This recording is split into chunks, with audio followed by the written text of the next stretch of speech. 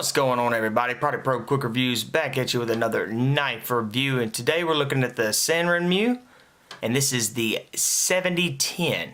This is the newer version of it, but this is a $10 cheap knife, but it has got some good reviews on it. And guys, this sucker is sharp. All stainless steel blade right there with an aluminum handle, but it's got nice little grip right here. Got your lanyard hole right there in the back, just a silver knife.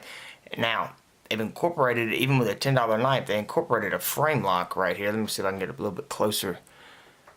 Right there.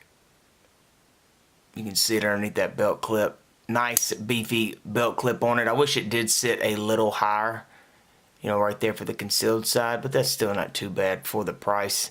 Dual thumb studs on it right here. Let's see how it opens. So, boom. Smooth opening right there. You do have a groove cut out so you can get to that frame lock. Super smooth as well. Holy cow. For a frame lock, this thing feels like a liner lock. But right there, just a simple open. This sucker is super sharp. Got your standard drop point blade on it. Look how large that bevel is on it.